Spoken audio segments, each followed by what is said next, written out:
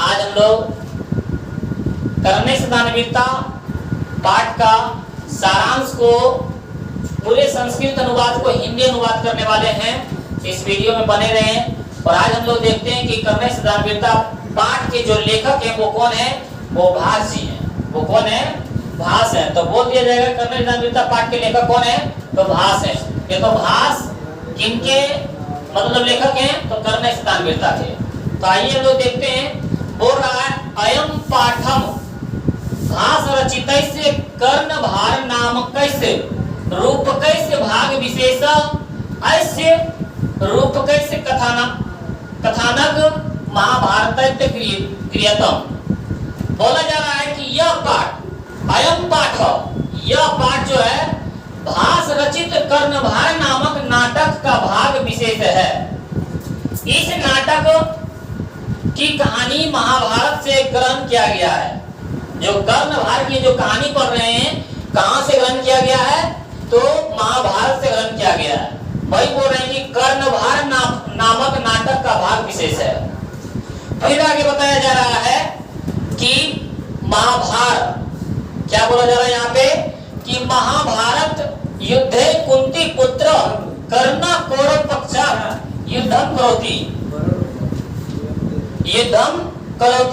तो बोला यहाँ पे कि महाभारत युद्ध में कुंती के पुत्र जो कर्ण थे वो कौरव पक्ष से युद्ध कर रहे थे। किसके पक्ष से युद्ध कर रहे थे? कौरव के पक्ष से। बोल रहे कर्ण किनके पक्ष से युद्ध कर रहे थे? तो कौरवों के पक्ष से युद्ध कर रहे थे। वही बोला जा रहा है कि महाभारत युद्ध में कुंती पुत्र कर्ण जो है यहाँ पे कौरव होगा कौरव के पक्ष से। किसके पक्ष से? कौरव के पक्ष से युद्ध करते हैं। फिर अगला बोला जा रहा है हमारे पास कि करने से शरीरेन संबंध कवचम कुंडले चौथैस रक्षते अस्त। कि जो भी कर्ण के रक्षा करने वाला शरीर था वो क्या था? कवच और कुंडल था। तो बोल देगा कि कर्ण के शरीर पर बचपन से क्या प्राप्त था? तो कवच और कुंडल। और उनके शरीर की रक्षा करने वाला भी क्या था? कवच और कुंडल ही था। तो वही यहाँ पे बोला जा रहा है कि कर्ण के शरीर में स्थित कवच और कुंडल से वह रक्षित था। मतलब उसको सुरक्षा प्रदान होता था। और यावत कवचम कुंडले जो करने से शरीरे वर्तते तावत न करोपि कर्ण हंतु प्रभवति। यहाँ पे बताया जा रहा है कि जब तक कवच और कुंडल कर्ण के शरीर में है, जब तक कवच और कुंडल कर्ण के शरीर पर है तब तक कोई भी कर्ण को नहीं मार सकता है। और ना ही कौरव के पास से लड़ा था, ना ही कौरवों को वो पराजित कर सकता है। अगला हमारे पास अनुवाद है कि यत एव क्या बोला जा रहा है कि यत एव अर्जुन से सहार्थार्थम इंद्र छल पूर्वक करने से दानवीर से शरीरार्थ कवचम कुंडलय च गृहतानि। यहाँ पे बोल रहा है कि इसलिए अर्जुन की सहायता के लिए, किसने? अर्जुन की सहायता के लिए इंद्र ने छल पूर्वक कर्ण के पास ब्राह्मण के रूप में आए और कवच कुंडल क्या किया? ग्रहण किया। क्यों? क्योंकि अर्जुन जो थे किनके वरदान से पैदा हुए थे? तो इंद्रदेव जी के वरदान से पैदा हुए थे। तो वही यहाँ पे बोल रहे हैं कि इसलिए अर्जुन की सहायता के लिए इंद्र क्या करते हैं? छल पूर्वक दानवीर कर्ण के शरीर से क्या करते हैं? कवच कुंडल प्राप्त करते हैं। क्यों? क्योंकि अर्जुन जो है पांडव थे। अर्जुन जो है पांचों भाई पांडव की तरफ से लड़ रहे थे। और ये जो कर्ण जो थे वो किसके? कौरवों की तरफ से लड़ रहे थे। और ये जो किनके आशीर्वाद से मतलब किनके वरदान से पैदा हुए थे? तो इंद्रदेव जी के। इंद्रदेव जी से वरदान से पैदा हुए थे। तो ये अर्जुन का क्या चाहते थे? जीत चाहते थे। और जीत तभी होगा जब तक कर्ण के शरीर से कवच और कुंडल नहीं हटता। और जब तक कर्ण के शरीर से कवच और कुंडल है तब तक इसको मारना असंभव था। अगला पंक्ति में हमारे पास कि कर्ण समोदम अंगभूतम कवच कुंडले चो ददाति। वो जानते हुए कि हमारे कवच और कुंडल क्या है? हमारे शरीर की रक्षा है। हमारे शरीर पर जब तक कवच और कुंडल है तब तक हमको कोई नहीं मार सकता। और जब हमारे शरीर से कवच और कुंडल हट जाएगा तब हमको कोई भी मार सकता है।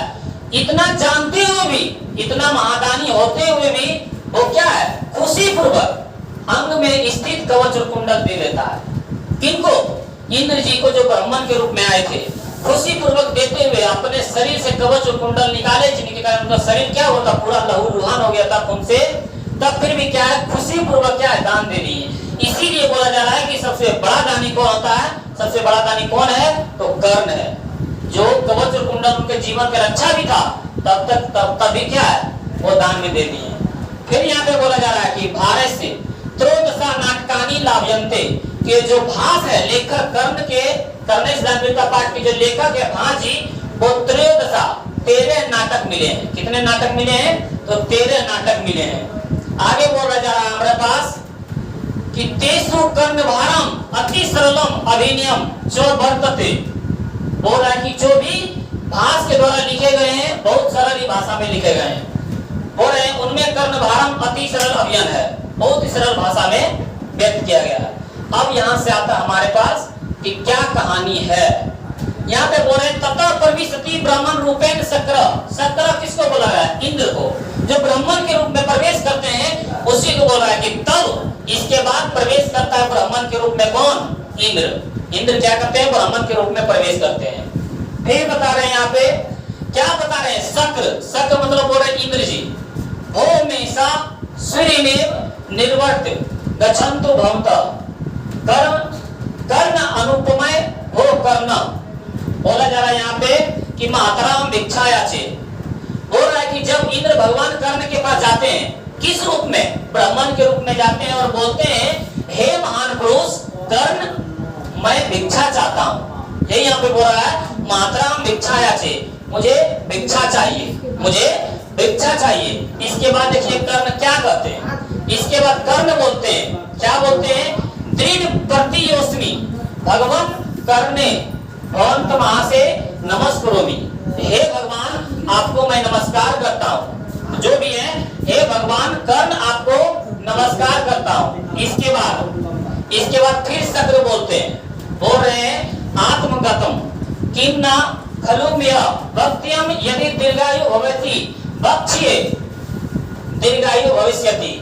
इंद्र भगवान मन ही मन सोचते हैं कि हमको नमस्कार किए, इसको यदि हम दीर्घायु होने का आशीर्वाद दे देते हैं, इसको मारना और असंभव हो जाता, क्योंकि अल्लाह नहीं करो, क्योंकि सतयुग में जो बोल देते थे वही होता था।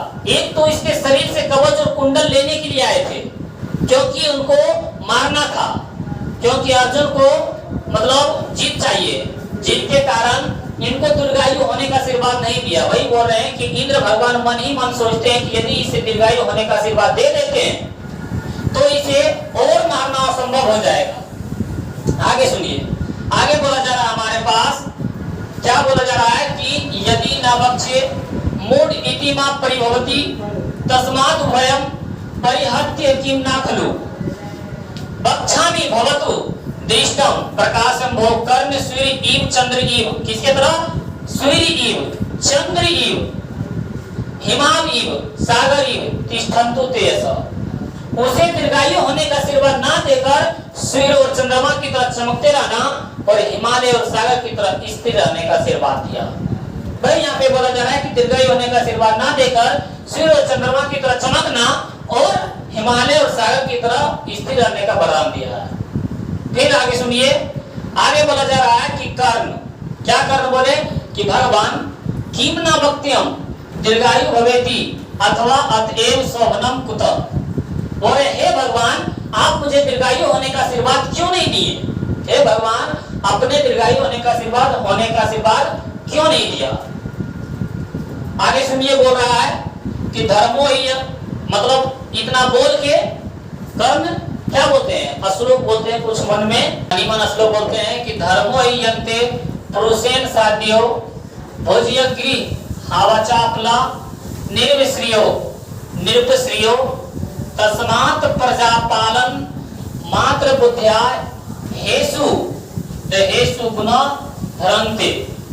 फिर इसके बाद बोलते हैं कि भगवान किम इच्छसि कि हम ददामी, बोला भगवान आप मतलब बोलिए कि क्या चाहिए आपको, भगवान आपको क्या चाहिए। बोले शक्र मातराम भिक्षा याचे, मुझे भिक्षा चाहिए, मातराम भिक्षा याचे, मुझे भिक्षा चाहिए। आगे बता रहे हैं कि कर्ण बोलते हैं कि महातराम भिक्षा भवन्ते प्रदास्ये सलंकारा गोहस्त्र गोशस्त्रम ददामी, कि मैं आपको हजारों गाय देता हूं। क्योंकि ब्राह्मण थे तो पहला दान क्या दिए थे? हजारों गाय ले लीजिए आप। फिर आगे बोल रहे हैं शक्र कि गोश हस्त्रमीति मुहूर्त क्षीरम पिबामी नेच्छामी कर्ण नेच्छामी। यहाँ पे बोला जा रहा है कि 1000 गाय मैं क्या करूंगा, मैं थोड़ी दूध पीऊंगा, नहीं चाहिए कर्ण, नहीं चाहिए। तब बोल देगा कि पहला बार कर्ण ने इंद्र को क्या दान दिया था? तो गाय, जबकि कर्ण ने क्या बोला? नेच्छामी कर्ण नेच्छामी। आगे हमारे पास कर्ण फिर बोलते हैं कि किम नेच्छामी भगवान, आपको क्या चाहिए? इदमपि श्रोताम, आप सुनिए, बहुशस्त्रम बाजिनाम ते ददामी। बोल रहे हैं कि यदि आप गाय नहीं लीजिएगा तो आप क्या चाहते हैं? अभी भी तो बताइए, हजारों घोड़े आपको देता हूँ, हजारे घोड़े आपको देता हूँ। फिर शक्र बोलते हैं, क्या बोलते हैं? अश्वमीति घोड़ा मुहूर्तकम आरोहामी नेच्छामी कर्ण नेच्छामी। बोल रहा है घोड़ा मैं क्या करूंगा? घोड़े में सवारी करूंगी, नहीं चाहता हूँ कर्ण, नहीं चाहता हूँ, मुझे घोड़े भी नहीं चाहिए। फिर आगे देखिए कर्ण फिर से बोलते हैं कि किम नेच्छामी भगवान, आपको क्या चाहिए? अन्यदपि श्रुताम, और भी सुनिए। बोल रहे वार्ना अनेकम वृंद्यपि ते ददामी। बोल रहे हैं कि आप क्या चाहते हैं? और दूसरा भी सुनिए, हाथियों को अनेक समूह आपको क्या करता हूँ? देता हूँ। फिर शक्र बोलते हैं, शक्र यहाँ पे फिर बोल रहे हैं कि राजमिति मुहूर्तकम आरोहामी नेच्छामी कर्ण नेच्छामी। बोल रहा है यहाँ पे कि हाथी ही थोड़ी चढ़ूंगा मैं उस पर, नहीं चाहता हूं कर्ण, नहीं चाहता हूं। इनको कर्ण को लेने की इच्छा क्या है? कवच और कुंडल। जबकि कर्ण पहला दान दिया था गाय, जबकि बोला नहीं चाहिए। दूसरा दान दिया था घोड़ा, वो भी बोला नहीं चाहिए। तीसरा दान दिया था हाथी, वो भी बोला नहीं चाहिए। चौथा बार सुनिए, चौथा बार क्या बोला जा रहा है? चौथा बार बोल रहे हैं यहाँ पे, चौथा बार बोल रहा है कर्ण किम नेच्छामी भगवान अन्यदपि श्वेताम अपर्याप्तम कनकम ददामी। बोल रहे हैं कि आप क्या चाहते हैं? और भी सुने, आप जरूरत से ज्यादा अधिक सोना देता हूं। यदि गाय नहीं चाहिए, घोड़े नहीं चाहिए, हाथी नहीं चाहिए, तो आप जरूरत से ज्यादा जितना भी चाहिए आप सोना ले लीजिए। फिर बोलते हैं शक्र मतलब इंद्र जी, गृहत्वा गच्छामि किंचित गत्वा नेच्छामि कर्ण नेच्छामि। बोल रहे हैं कि मैं इसको घर लेकर थोड़ी जाऊंगा, कर्ण मुझे नहीं चाहिए, नहीं चाहिए। तो बोल देगा पहला बार में दान क्या दिया था? तो गाय, दूसरा बार में घोड़ा, तीसरा बार में हाथी, चौथा बार में सोना। अगला सुनिए पांचवा बार में, पांचवा बार में फिर बोल रहे हैं कि तेन ही जितवा पृथ्वी ददामी, कि आप जितना चाहिए भूमि ले लीजिए। जो भी मैं जीता हूं भूमि ले लीजिए। तो जीत कर भूमि देता हूं, क्यों? क्योंकि वह अंगराज के, अंग देश के क्या थे? राजा थे। तो बोल रहा है कि मैं जो भी जीता हूं जमीन पृथ्वी, और मैं जीत कर देता हूं आपको, जितना चाहिए आप भूमि ले लीजिए। फिर शक्र बोलते हैं पृथ्वा किम करिष्यामि। यहाँ पे बोल रहे हैं कि पृथ्वी को क्या करूंगा मैं लेके, पृथ्वी को क्या करूंगा मैं लेके।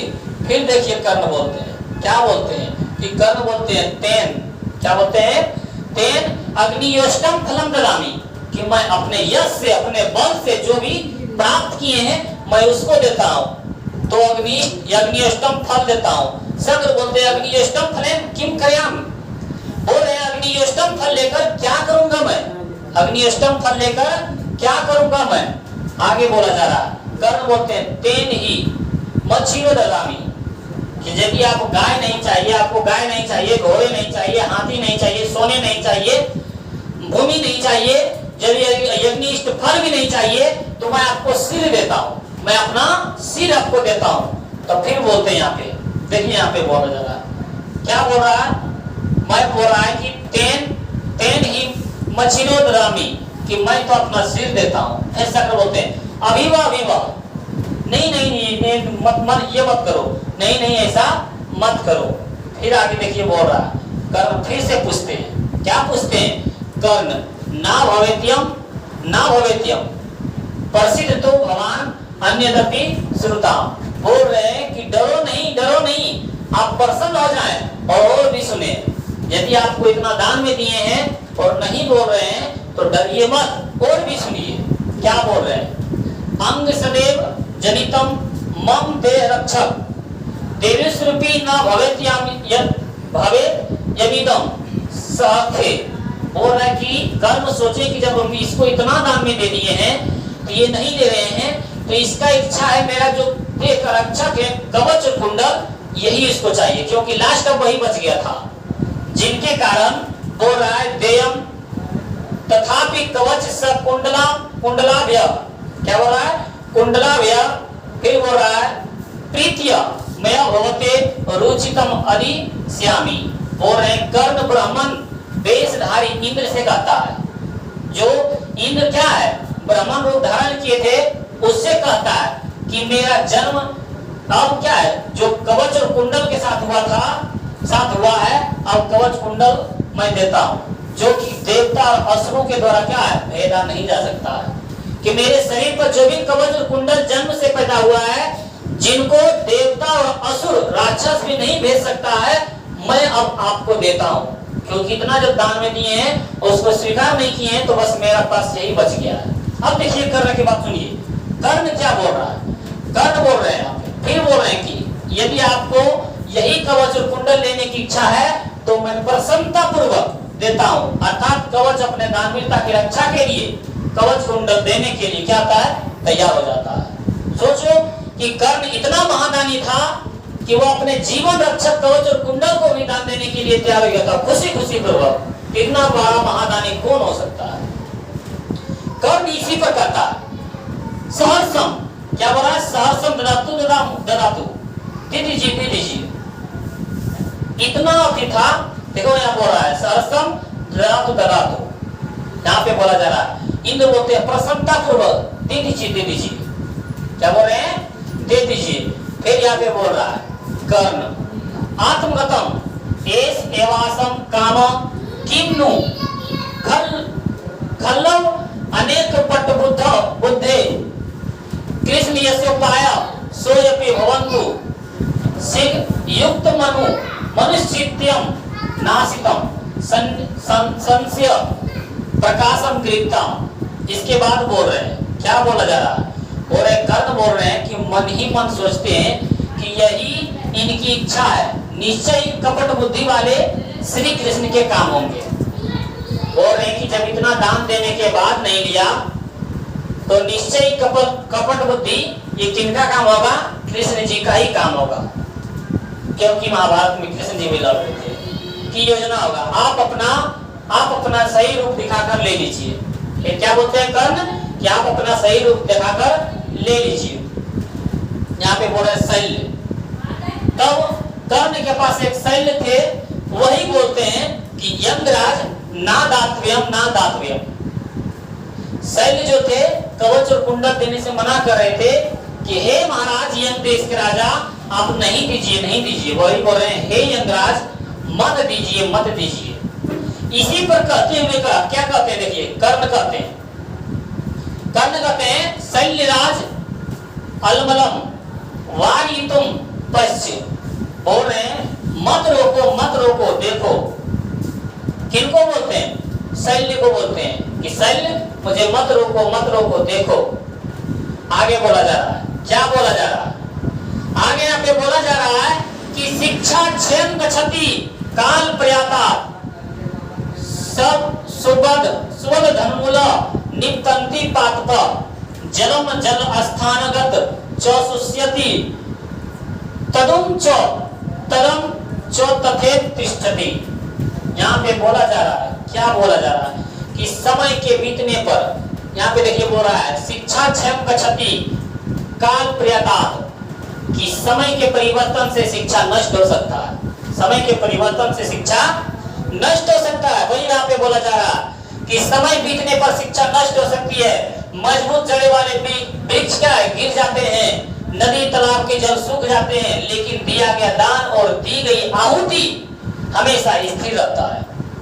जब अपने शरीर से कवच और कुंडल उतार के दे रहे थे और शैल्य बोले थे कि हे महाराज नहीं दीजिए नहीं दीजिए, तब उन्हीं पर कहते हैं कि समय के परिवर्तन से शिक्षा नष्ट हो सकता है। ऑब्जेक्टिव पूछेगा कि समय के परिवर्तन से क्या नष्ट हो सकता है, शिक्षा।